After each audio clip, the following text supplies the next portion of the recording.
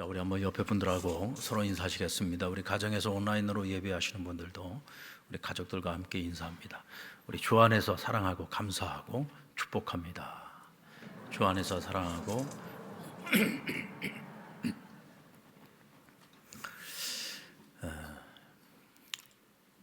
하나님의 시선 아래에 있는 사람들은 주어진 현실이 있을 때 그 현실의 이면을 볼 수 있어야 합니다.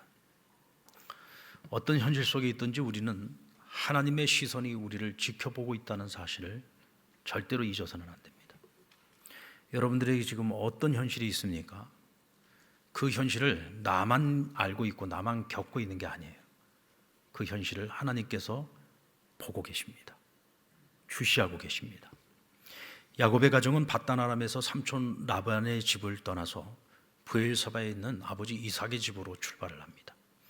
근데 돌아오는 길 내내 그의 마음속에는 형 에서와의 앙금이 있었기에 혹시라도 내가 에서로부터 큰 위협을 당하지 않을까, 해를 당하지 않을까, 그런 큰 두려움이 있었습니다. 근데 하나님께서 이 두 사람 사이에 개입하셔서 극적인 화해를 이루게 하십니다. 이제 don't worry, be happy. 이제 모든 고민은 다 끝났다. 더 이상 걱정하지 않아도 된다. 행복한 날만 내 앞에 기다린다. 이런 생각을 하고 있었던 야곱의 가정에 세겜 땅에서 큰 위기를 겪게 됩니다. 야곱의 외동딸 디나가 세겜성 여자들을 구경하러 나갔다가 세겜 성주였던 하몰의 아들 세겜에게 강간을 당하게 됩니다. 여러분들 한번 생각해 보세요. 내 딸이 세상 구경하러 나갔다가 남 모르는 사람에게 강간을 당했다고 생각해 보십시오. 억장이 무너질 일 아니겠습니까? 이로 인해서 격분한 야곱의 아들들이 세겜의 아버지 하몰과 거짓 약조를 하게 됩니다. 당신네 남자들이 우리와 같이 할례를 행하게 되면 우리의 딸들과 당신의 남자들이 혼인을 할 수 있도록 허락해 주겠다. 그래서 세겜성에 있는 모든 남자들이 전부 할례를 행합니다. 할례를 행하고 남자들이 꼼짝을 못하고 있을 때 야곱의 아들들이 칼을 들고 그 성에 들어가서 모든 남자를 다 도륙했어요. 하몰도 죽이고 세겜도 죽였습니다. 그리고 그 성 안에 있는 아이들과 재물과 심지어는 부녀자들, 그 사람들의 아내들까지 전부 끌고 갑니다. 세겜 성주가 디나에게 한 짓도 용서받지 못할 짓을 한 거지만 사실 야곱의 아들들이 이 히윗 사람들에게 저지른 이 죄는 더 끔찍한 죄라고 할 수 있죠. 이 일로 야곱은 큰 두려움에 빠지게 됩니다. 지금 우리는 이곳에 잠시 우거하러 온 자들이었는데 이 땅은 가나안 사람들의 땅입니다. 히 족속뿐만 아니라 가나안 족속, 브리스 족속, 이 다 같은 족속 사람들이거든요. 이제 이 사람들이 연합을 하게 되면은 우리는 여기서 이제 다 죽게 생긴 거예요. 한마디로 말해서 멸문지화의 위기가 이 가정에 찾아온 겁니다. 부인할 수 없는 사실은 이미 엎질러진 물이라는 거죠. 그런데 이것을 아무리 이 문제가 어떻게 시작이 되어진 건가, 문제 중심으로 문제를 아무리 풀어보려고 해도 답이 나오질 않아요. 그래서 야곱은 이 문제를 하나님 앞에 가지고 나가서 해결 중심으로 문제를 풀기 시작합니다. 그래서 결국 결론을 보게 되면은 이 가정에 찾아왔던 이 위기가 오히려 이 가정의 축복의 통로가 되게 되고 위기를 극복해서 하나님이 주시는 복을 누리는 가정으로 거듭나게 됩니다. 오늘 우리는 이 위기의 가정이었던 야곱의 가정이 어떻게 축복의 가정으로 바뀌게 되었는지 오늘 본문을 통해서 우리가 같이 교훈을 얻고자 합니다. 근본적으로 가정에 찾아오는 모든 위기는 원인이 있습니다. 여러분들, 원인 없는 위기는 없어요. 이것이 가정의 위기라면 우리 가정 안에 분명 이런 위기가 찾아올 수밖에 없었던 원인이 분명히 존재하고 있습니다. 그렇다면 우리가 먼저 해야 될 일은 그 원인이 무엇인지를 찾아서 그 원인을 해결해야 합니다. 그래야만 문제가 해결될 수 있습니다. 사실 이 모든 불행의 진원지는 야곱의 자녀들에게 있는 것이 아니라 사실은 야곱 자기 자신에게 있었던 거죠. 겉으로 액면으로 드러나는 모습은 이 야곱의 아들들이 저지른 잘못이었고 또 디나가 강간을 당한 사건 때문이었습니다마는, 그러나 근본적인 원인을 찾아보면 결국은 이 모든 것이 가장이었던 야곱의 문제로부터 시작됐다는 것을 알 수가 있어요. 그가 가족과 함께 밧단 아람을 떠나게 됐던 이유가 뭡니까? 하나님께서 그가 라반의 집에 있을 때 하나님 친히 찾아오셔서 이제는 내가 삼촌의 집 라반의 집을 떠날 때가 됐다. 이제 밧단 아람을 떠나라. 그리고 그가 가야 할 곳이 어디입니까? 아버지 이삭이 살고 있는 브엘세바입니다. 고향으로 가라는 거죠. 그들이 가야 되는 곳은 세겜이 아니에요. 오늘 그들이 이 세겜성에서 어려움을 겪고 있는데 그들이 가야 할 곳은 세겜이 아니었습니다. 아버지 이삭이 살고 있는 고향 땅 브엘세바죠. 근데 그곳으로 가지 않고 세겜 땅에서 머물려고 하다가 이와 같은 멸문지하의 위기가 찾아온 겁니다. 그렇다면 왜 야곱은 이 세겜 땅에 머물렀을까요? 여러분, 아버지 집으로 돌아오는 길에 형의 에서와 극적인 화해를 시킨 것은 하나님이 간섭하셨기 때문이라고 했죠. 그 왜 하나님께서 그들을 화해시켰느냐? 야곱으로 하여금 아버지 집에 평안한 마음으로 갈 수 있도록 그에게 특별한 배려를 베푸셨던 거예요. 문제가 다 해결됐으니까 평안한 마음 가지고 아버지 집으로 가면 되는 겁니다. 그런데 중도에 가지 않고 어디서 머물렀어요? 세겜 땅에서 머물렀습니다. 그런데 이 세겜이 그냥 지나가는 길이 아니었어요. 문제는 그곳에 그들이 정착하려고 했다는 겁니다. 장막을 지었습니다. 그리고 그곳에 땅을 샀습니다. 이 얘기는 고향으로 내려가지 않고 여기 머물겠다는 거잖아요. 그 왜 하필이면 세겜이었을까? 이 세겜 성읍은 당시에 동서와 그리고 남북을 이어주는 교통의 요지였습니다. 그러니까 일찍부터 이곳은 굉장히 상업이 발달된 지역이었고 교통의 요지다 보니까 사람들의 왕래가 굉장히 많은 곳이었죠. 자신의 고향인 브엘세바, 아버지가 살고 있는 그 브엘세바라고 하는 땅은 어떤 곳입니까? 이스라엘을 우리가 지형적으로 이야기할 때는 북쪽의 단으로부터 남쪽의 브엘세바까지, 단에서부터 브엘세바까지, 이게 이스라엘 땅이에요. 당시에 가나안 땅을 이야기할 때도 역시 마찬가지로 단에서부터 브엘세바입니다. 브엘세바는 가장 남부 지역, 하단 지역에 있는데 여기는 사실 사람들이 살아가기 굉장히 척박한 땅이었어요. 반면에 세겜은 어떻습니까? 이미 도시 문화가 발달한 지역이었고 교통의 요지였고 상업의 중심지였습니다.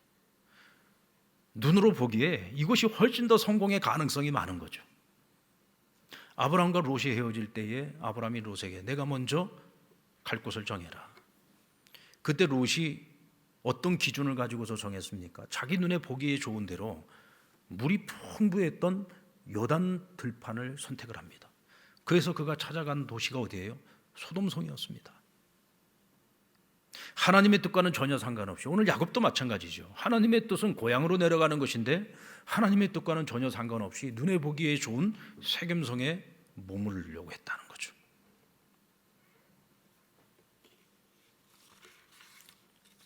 그리고 아버지의 집을 나와 밧단 아람으로 가는 길에 그는 베델에서 하늘 사닥다리를 봤습니다. 불확실한 미래, 아버지 집을 나와서 삼촌 집으로 가는데 앞으로 자신에게 어떤 일이 펼쳐질지 알 수가 없어요. 내 미래가 어떻게 될지 알 수가 없습니다. 얼마나 불안했겠습니까? 혹이라도 또 형의 에서는 쫓아와서 나를 죽이지는 않을까, 얼마나 두려웠겠습니까? 밤잠을 이루지 못하고 돌베개를 베고서 잠을 청하고 있는데 그가 무엇을 봤어요? 하늘로부터 내려오는 하늘 사닥다리를 보게 됩니다. 천사가 오르락내리락 하는 것을 보았습니다. 하나님의 음성이 들려왔습니다. 하나님이 그를 처음 찾아와서 만나주신 사건이 바로 이 베델에서 있었습니다. 하나님 만났습니다. 그 공고한 날, 그 환난의 날에 하나님 앞에 부르짖을 때 하나님께서 그를 찾아와 응답해 주시고 그에게 함께 하겠다고 약속해 주셨습니다. 이때 여러분, 그 은혜에 감격한 야곱이 하나님 앞에 소원을 드리지 않았습니까?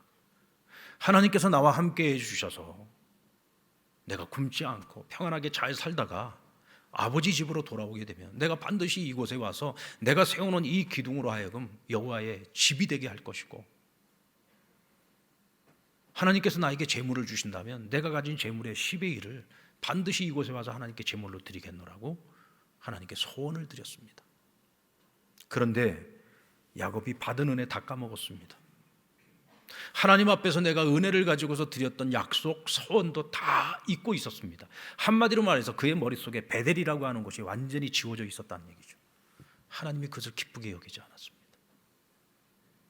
하나님이 그것을 기쁘게 여기지 않았습니다. 결국 이와 같은 야곱의 세상적인 가치관이 자녀들에게도 영향을 미쳤던 거죠. 디나는 어쩌다가 그런 봉변을 당했습니까? 세겜 여성들의 아름다움을 구경하러 나갔다 그랬어요. 한마디로 말해서 세상 문화 구경하러 나갔다가 그만 그런 봉변을 당하고 만 겁니다. 하나님의 사람들이 세상의 마음을 빼앗기면 하나님과 멀어지기 시작하게 되고 결국 세상의 시험과 유혹이 찾아와서 멸망에 이르게 되는 겁니다. 결국 모든 위기에는 원인 제공이 있습니다. 이 가정에 찾아온 이 위기는 누가 원인을 제공했죠? 바로 야곱으로부터 모든 것이 시작된 겁니다. 여러분, 특별히 고대 사회에서 아버지 곧 그 가정의 가장이 미치는 영향은 굉장히 크다고 할 수 있어요. 어찌 보면 절대 권력을 가지고 있다고도 할 수 있습니다. 아버지가 세상적인 사고방식을 가지고 있고 세상적 가치관을 가지고 있으면은 자녀들은 자연스럽게 세상적 가치관을 따라 살아가게 됩니다. 아버지가 하나님 중심으로 살아가게 되면 그 자녀들도 하나님 중심으로 따라가게 되어 있습니다.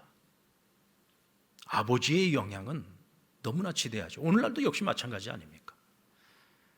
자녀들이 가정에서 신앙의 부모를 보면서 은혜를 받는 자녀가 있는가 하면 실망하는 자녀들도 있습니다. 때로는 믿음 생활을 하고 있는 기독교 신앙을 가지고 있는 부모의 잘못된 모습 때문에 자녀들이 하나님을 버리고 신앙을 떠나버리는 경우들도 많이 있지 않습니까? 결국 모든 위기에는 원인 제공이 있는데 야곱의 가정의 모든 원인은 야곱 자신에게 있었다고 할 수 있어요. 하지만 야곱이 고향으로 돌아가는 길에 가족에게 보여줬던 모습들도 보면은 너무 세상적이고 그는 계산적이었고 또 자기중심적인 모습이었습니다. 그래서 형 에서를 만나러 가는 길에도 떼를 나눠서 갔잖아요. 자기 자신과 자기가 가장 사랑하는 라헬과 요셉은 맨 뒤에 있고 나머지 가족들을 갖다 두 떼를 먼저 앞서서 보냈습니다. 무슨 얘기예요? 혹이라도 에서가 와서 치면은 다른 가족들 다 죽더라도 나와 라헬과 요셉은 도망가겠다고 맨 뒤에 진에 자신들을 배치해 놓고 있지 않았습니까? 그걸 여러분 다른 아내들이 왜 보지 못해요?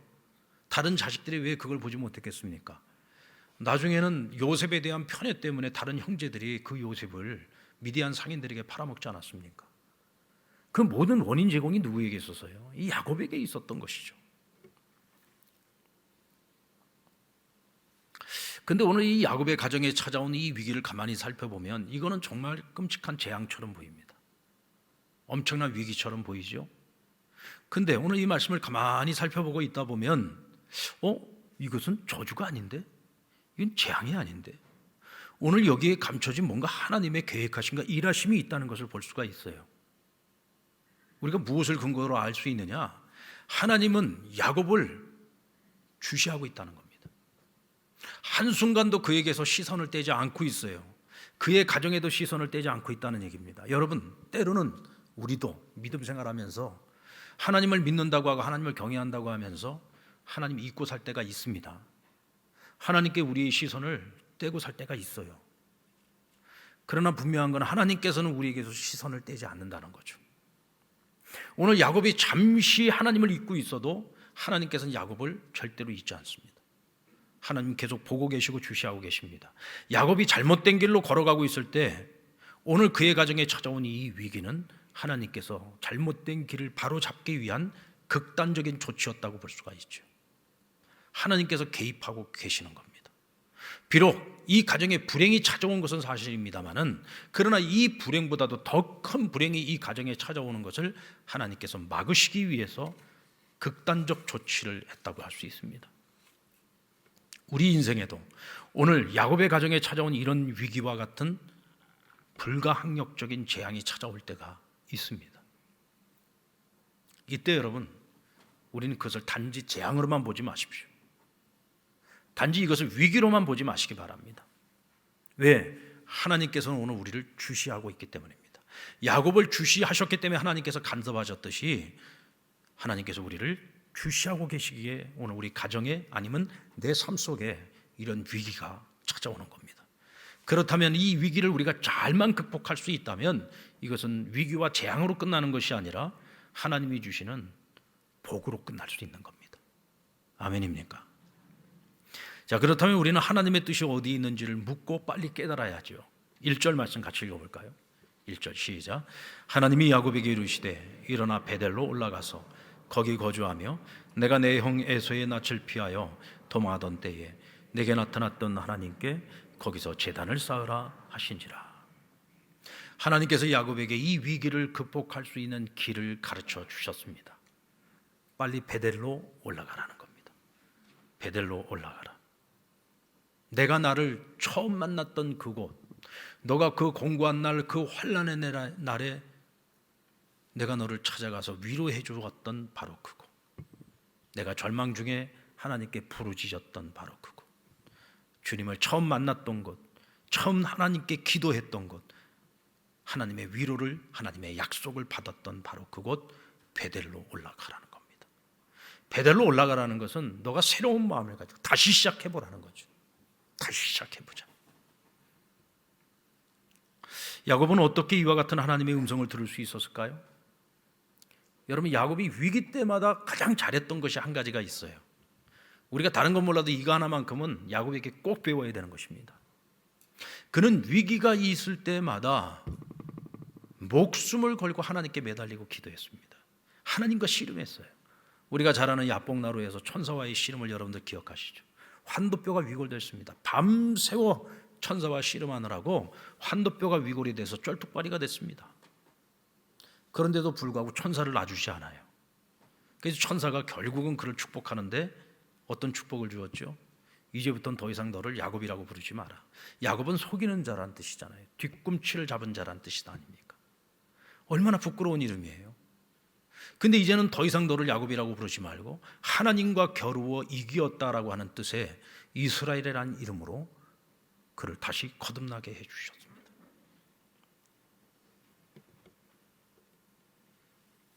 바로 그 베델, 그것으로 올라가라는 거예요. 거기서부터 다시 시작을 해보자는 겁니다. 야곱은 기도하는 사람이었습니다. 위기가 찾아왔을 때 환도뼈가 위골이 되더라도 하나님만이 제게 길입니다. 하나님만이 저에게 답을 줄 수 있습니다. 하나님만이 내 인생의 주인이 되실 수 있습니다. 하나님만이 내가 가야 할 길을 알고 계십니다. 여러분들, 아무리 내 앞에 있는 길이 불확실의 길이라 할지라도, 가보지 않은 길이라고 할지라도 주님이 나와 함께 하시고 주님이 내가 가야 할 그 길을 알고 계신다면 우리가 두려움 없이 갈 수 있지 않습니까? 어떤 위기가 있다고 할지라도 전능하신 하나님 나와 함께 하신다면 그까짓 그 위기 얼마든지 하나님 바꾸실 수 있지 않습니까? 그래서 야곱은 하나님께 명을 떼놓고 기도했던 거예요. 간절함으로 기도했던 겁니다. 이때 하나님께서 그를 만나 주셨고 그를 축복해 주셨던 거죠. 오늘 저와 여러분의 가정에 혹시 나의 자신에게도 어떤 위기가 찾아와 있습니까? 내가 해결할 수 없는 어떤 큰 문제가 우리 가정에 찾아와 있습니까? 그렇다면 오늘 우리가 해야 할 것은 야곱과 같은 길을 걸어가야 합니다. 여러분, 하나님을 붙드십시오. 그냥 한번 해보는 기도 갖고 안 됩니다. 하나님께 명을 떼놓고 기도하셔야 됩니다. 환도뼈가 위골이 돼도 오직 주님 아니시면 안 된다고 주님을 강하게 붙들고 늘어져야 됩니다.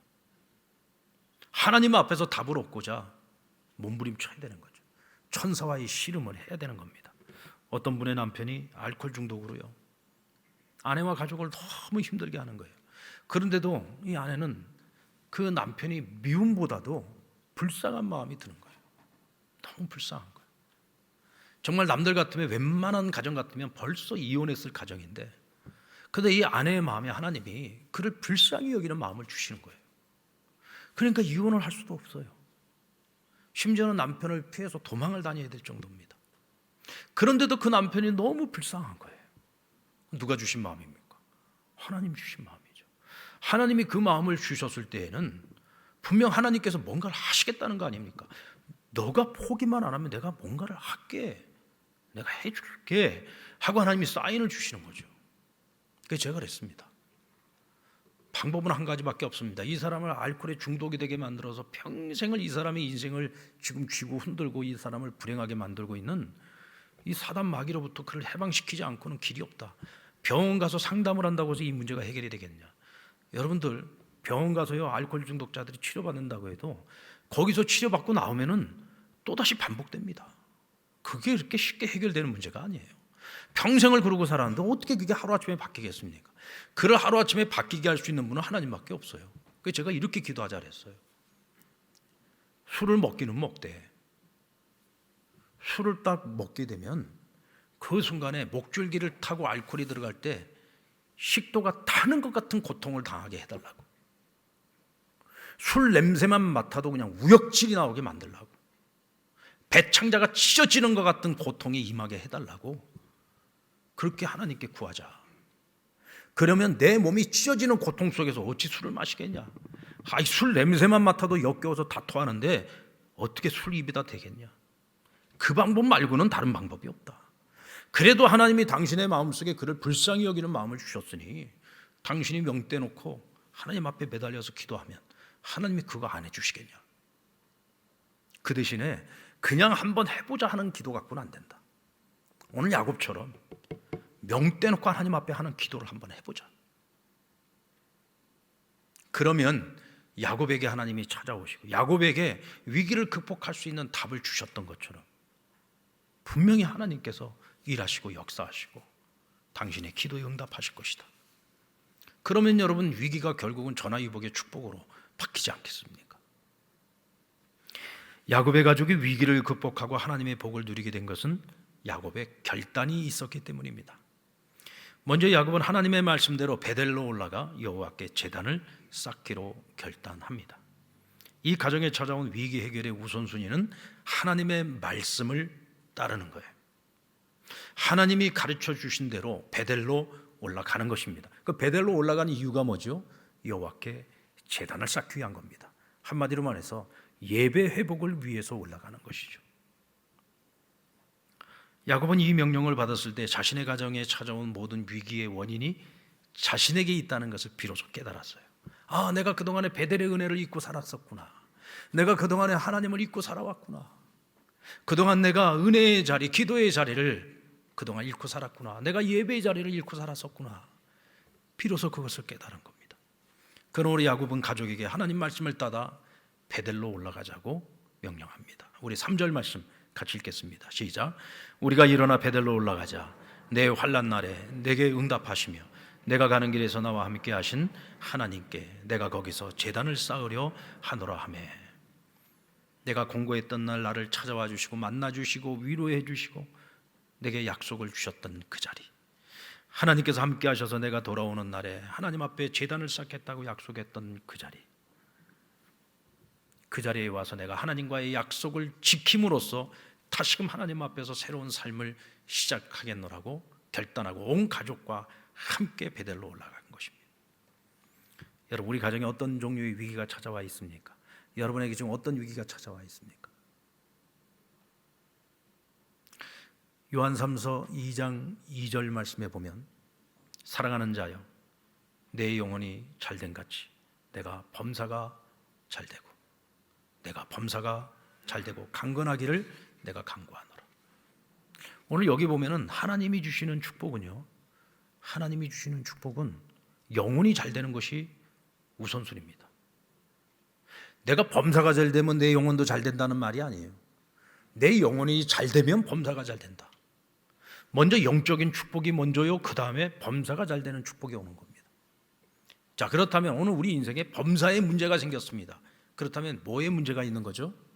내 영혼에 문제가 있는 거예요. 자, 우리 믿는 사람들에게 영혼의 문제가 찾아왔다라고 하는 것은 기본적으로 우리가 예배에 문제가 생긴 겁니다. 예배 생활은 곧 믿음 생활이에요. 내 믿음에 문제가 생겼다 그러면 이건 지금 예배가 뭔가 문제가 생긴 거예요. 하나님 앞에 신령과 진정으로 예배드리는 참된 예배자의 삶을 우리가 지금 살지 못하고 있는 거죠.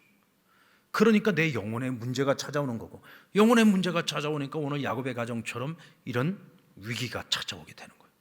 범사의 위기가 찾아오게 됩니다. 그러므로 오늘 저와 여러분도 마찬가지입니다. 어떤 위기가 찾아왔다면 먼저 우리의 영혼을 점검해 봐야 돼요. 혹시 오늘 나와 그리고 우리 가정에 지금 예배가 제대로 드려지고 있는가? 하나님과의 관계에 있어서 지금 오늘 우리가 온전한 믿음을 가지고 살아가고 있는가? 이거를 먼저 우리가 점검을 해봐야 되는 것입니다. 이 부분이 회복되지 않으면 절대로 우리 앞에 찾아있는 위기의 문제는 해결되지 않습니다. 그리고 자기 집에 있는 모든 우상신상들을 버리게 했습니다. 또 자신들을 정결하게 하고 의복을 바꾸어 입도록 했습니다. 그러자 그들이 모든 이방신상과 자기 귀에 걸려있는 모든 귀고리들을 다 빼서 야곱 앞에 내어놓았습니다. 그리고 그것들을 세겜 상수리 나무 아래에 모두 묻고 그것을 떠나 베델로 올라갑니다. 야곱은 생각했습니다.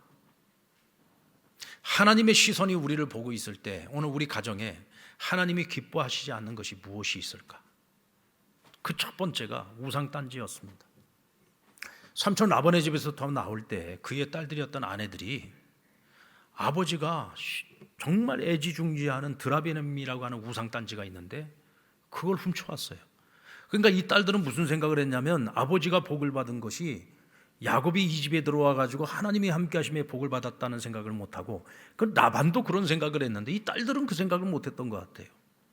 그래서 아버지가 가지고 있는 우상단지 그 드라빔 때문에 아버지가 복을 받았다는 생각을 했던 것 같아요.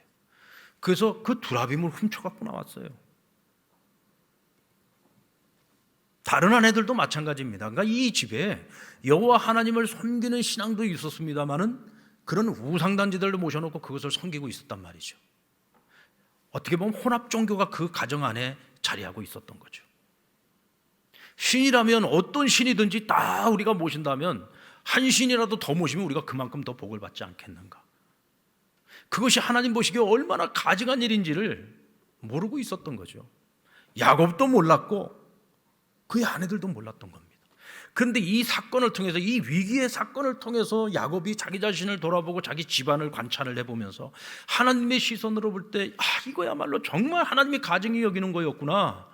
내가 경험을 해보고 보니 오직 하나님만이 참신이라는 사실을 깨달은 거죠. 그래서 모든 우상들 다 가지고 와라. 다 부셔버리고 가루로 만들어서 그것을 세겜 상수리 나무 안에 다 묻어버린 거예요. 그리고 이미 이 가정에요, 가나안의 문화가 들어와 있었습니다. 가나안 사람들은 남자나 여자나 할 것 없이 전부 다 귀에다가 화려한 귀고리를 하고 다녔는데 이 집의 아들들이, 자녀들이, 아내들이 전부 다 귀고리를 하고 있어요. 이 얘기는 무슨 얘기냐면 이미 이 가나안 사람들의 문화에 익숙해져 있었다는 거죠. 그들의 풍습에 익숙해져 있었다는 얘기입니다. 그것을 다 내려놓게 했습니다. 그리고 그들이 입고 있는 옷도 역시 마찬가지로 이미 가나안 사람들의 문화에 젖어 있는 옷을 입고 있었던 거죠. 그래서 옷도 다 갈아입으라고 합니다. 한마디로 말해서 그 집안에 하나님께서 조금이라도 기뻐하지 않는 것들이 있다면 그 모든 것들을 전부 교체한 겁니다. 제거할 것이 있다면 제거하고 바꿔야 될 것이 있다면 바꾸고, 그렇게 하지 않고서는 새로운 출발을 할 수 없다는 확신을 가졌던 것이죠. 여러분들, 복식과 문화와 풍습이라고 하는 것은 그 사람의 가치관에 상당한 영향을 줍니다. 그 사람이 머리 색깔을 어떤 색깔을 하고 있느냐가 그 사람의 가치관이고 생각일 수도 있어요. 여러분들, 사람들이요, 멀쩡히 시커먼 머리 가지고 있다가 갑자기 머리를 새빨갛게 물을 들였다? 그건 정상이 아닙니다. 아니 뭐 그렇다고 해서 그 사람이 뭐 정신이 돌았다는 얘기가 아니에요. 뭔가 지금 생각에 뭔가 갑작스러운 변화가 온 거예요. 그래서 사람이 갑자기 확 변할 때는요, 머리 색깔부터 먼저 바꾸더라고요. 그래서 여러분들 주변에 갑자기 머리를 새파랗게 하고 나타났다, 그건 정상이 아닌 겁니다. 저 사람이 지금 뭔가에 좀 심정의 변화가 왔구나. 갑자기 머리를 노랑머리를 하고 나타났다, 그것도 우리가 한번 생각을 해봐야 됩니다. 어느 날 갑자기 멀쩡한 옷을 다 찢어갖고 입고 나타났어요. 이것도 분명히 이 사람이 그것을 통해서 뭔가 자기 생각의 변화를 드러내려고 하는 겁니다. 나 이런 사람이야 하고 보여주고 싶은 거죠. 그건 뭐 요즘 유행이니까. 여러분들 유행이라고 여러분들 다 청바지 다 찢어서 입는 거 아니잖아요. 여러분들 멀쩡한 바지 다 찢어서 입는 거 아니잖아요. 사람이요, 내가 생각이 바뀌고 뭔가 가치관이 바뀌고 내가 뭔가 좀 새로운 삶을 살아야 되겠다라고 할 때 사람들이 보면 제일 먼저 바꾸는 게 머리 색깔부터 바꾸더라고요. 정상적으로 돌아옵니다. 찢어놨던 옷들을 다시 꿰매서 입고 나타납니다. 사람이요, 우리가 겉으로 이 드러나는 모습들과 내 안에 있는 모습들이요, 때로는 상반되는 모습으로 나타나기지 하지만 결국은 이것을 뗄래야 뗄 수 없는 관계입니다. 왜냐하면 서로에게 영향을 주기 때문이죠. 남자들은 예비군 군복만 입혀놓으면 이상해집니다. 정상이 아니에요. 그렇게 멀쩡하던 사람들이 뭐 직장에 가서는 각자 자기 위치를 따라서 열심히 지킬 것을 지키고 예의를 지키고 하던 사람들이 예비군 군복만 딱 입혀놓으면 그때부터요, 군화끈도 안 매, 윗도리도 다 풀어 제끼고, 모자도 뭐 삐뚤어 쓰든지 아니면 쓰지도 않든지, 그리고 건들건들, 이게 걸음걸이부터가 달라집니다. 예비군 군복만 입혀놓으면.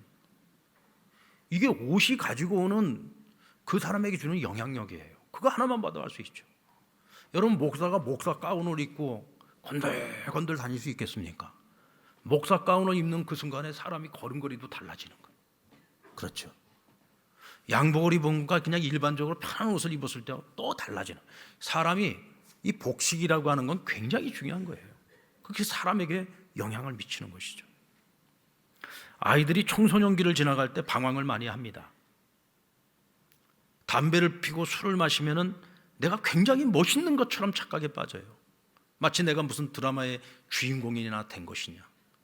그래가지고 아이들 이런 뭐 인스타그램이나 저 카카오톡 같은 대문 그림에 보면은 사탕을 딱 이렇게 물고 있습니다. 사탕을 이렇게 딱. 근데 그게 내가 마치 어른이 된 것처럼 생각하는 거예요. 그런 거예요. 내가 어른이 된 것 같고 굉장히 내가 멋있는 것 같고. 청소년기에 그런 것들을 경험해 봤던 사람들이 이제 조금 철이 들면은 하나같이 하는 얘기가 뭡니까? 참, 내가 그때 왜 그랬는지 모르겠다고.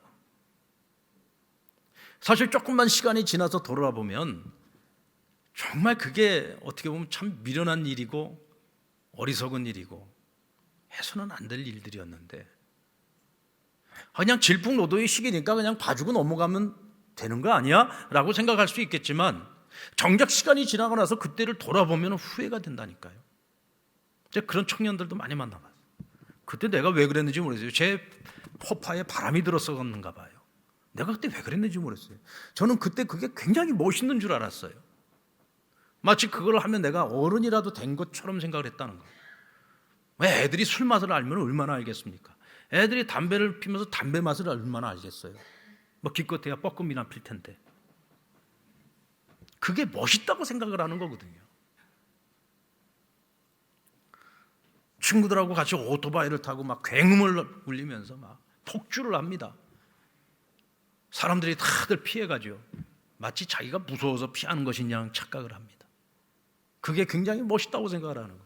그게 얼마나 많은 사람들에게 피해를 주고 자기 자신에게도 얼마나 위험한 짓인지를 모르고 그때는 그렇게 해요. 당시에는 거기에 정신이 빠져서 자기 자신을 보지 못하는 거죠. 얼마나 위험한 일이고 부끄러운 일이고 뒤돌아보면 정말 후회할 일들인데, 아이들이 철이 없을 때는 그 진실을 보지 못하니까 그러는 겁니다. 근데 반드시 일탈에는 그에 따르는 대가를 치르게 되잖아요. 대가를 가볍게 치르고 지나가면 그나마 다행입니다만은 돌이킬 수 없을 만큼 큰 대가를 치러야 되는 경우들도 생길 수 있습니다. 그러므로 부모들은 자기 자신과 자녀들의 모습 속에서 하나님이 기뻐하지 않는 모습이 무엇인지를 찾아서 그것을 어떻게 해서라도 그것을 해결하기 위해서 노력을 해야 되는 겁니다. 여러분, 야곱의 가정이요, 결과적으로 볼 때 이 위기를 극복할 수 있었던 그 이유는, 아무리 야곱이 베델로 올라가자 한다 할지라도 부인들이 싫다고 하면, 자식들이 싫다고 하면, 그들이 따라주지 않으면 실패로 끝나는 거죠. 그런데 오늘 말씀해 보면 그들이 자발적으로 귀걸이를 다 빼서 내어놓았다. 우상들을 다 끄집어내어서 다 불태웠다. 그리고 함께 베델로 올라가 여호와께 제단을 쌓았다고 성경은 말씀하고 있습니다.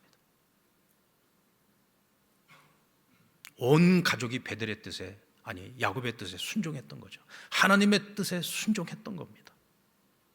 자, 그래서 어떤 결과가 나타난지 볼까요? 5절 말씀.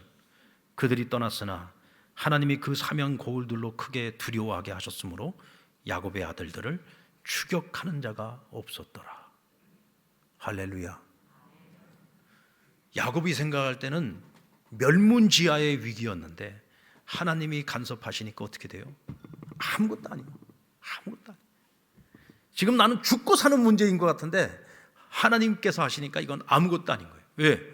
그들의 마음속에 두려움을 주었더니 성읍의 온 사면을 하나님께서 딱 막아주셨다. 어느 누구 하나 개미새끼 한 마리 나와서 이 가정이 세겜을 빠져나올 때 건드리는 자들이 없게 하셨다.